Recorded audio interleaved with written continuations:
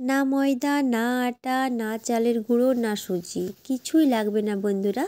যদি বাড়িতে মাত্র এক বাটি চিড়ে থাকে তাহলেই কিন্তু তোমরা এই মজাদার স্ন্যাক্সটা বানাতে পারবে বাড়িতেই।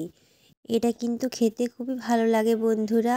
এর সাথে যদি 1 কাপ চা হয় তাহলে কিন্তু জমে যাবে, সকাল কিংবা সন্ধে যাই বলো না কেন। আজ খুবই সহজ পদ্ধতিতে মাত্র 1 বাটি চিড়ে দিয়ে তোমাদের এই স্ন্যাক্সটা বানানো দেখাবো। শেষ পর্যন্ত দেখতে থাকো ভিডিওটা। নতুন বন্ধুদের বলবো চ্যানেলটা প্লিজ সাবস্ক্রাইব করে একটু পাশে থেকো। তো চলো রেসিপিটা শুরু করি। এই দেখো, প্রথমে আমি সেদ্ধ হতে দিয়েছি আলুটা সেদ্ধ হোক ততক্ষণে। এইখানে আমি ছোট একটা বাটিতে মোটামুটি আন্দাজ মতো 1 বাটি চিড়ে নিয়ে নিলাম। চিড়েটা যেহেতু অনেক নোংরা থাকে বন্ধুরা, তাই চিড়েটা একটু ভালো করে ধুয়ে নেব। এই দেখো, জল দিয়ে দিলাম, জলটা এরপর ছেঁকে নেব।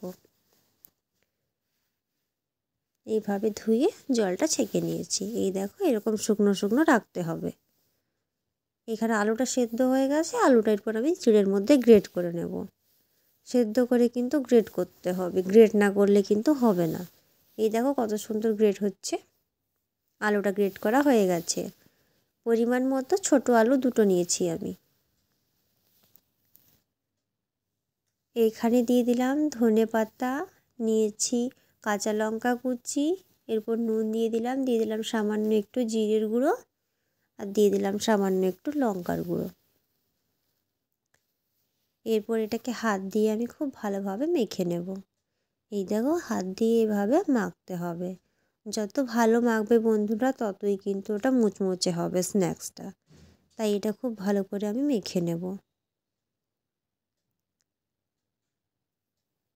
মেখে আমি মোটামুটি 10 মিনিটের মতো রেখে দিয়েছিলাম, তারপর নিয়ে এলাম। এই দেখো, হাতে নিয়ে নিয়েছি বন্ধুরা কিছুটা। এরপর এটাকে গোল করে সামান্য একটু চ্যাপ্টা করে দিলাম। এইভাবে সবগুলো বানিয়ে নেব। এই দেখো, এরপর তেলের মধ্যে এগুলো ভেজে নেব। দিয়ে দেবো একটা করে। বন্ধুরা, এটা কিন্তু লো ফ্লেমে ভাজতে হবে একটু একটু করে, তাহলে কিন্তু খুবই ভালো হবে।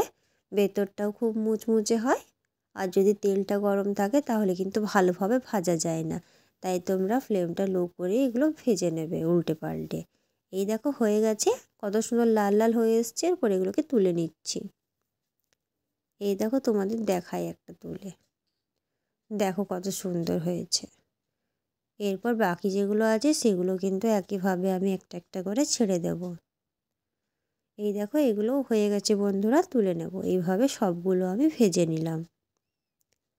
তো দেখো, এটা আমি সার্ভ করে নিয়েছি। তৈরি হয়ে গেছে বন্ধুরা আমাদের আজকের নাস্তা, চিড়ের স্ন্যাক্স। কেমন লাগলো বন্ধুরা রেসিপিটা তোমরা অবশ্যই কমেন্টসের মাধ্যমে জানাবে।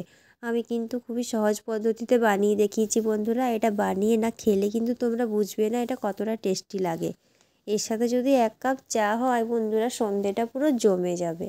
তো তোমরা অবশ্যই রেসিপিটা বাড়িতে একবার বানাও আর আমাকে জানাবে যে কেমন হয়েছে। ভালো লাগলে অবশ্যই একটা লাইক দেবে। আর এরকম ধরনের আরও নতুন নতুন রেসিপি পাওয়ার জন্য কিন্তু আমার চ্যানেলটা অবশ্যই সাবস্ক্রাইব করে একটু পাশে থাকবে।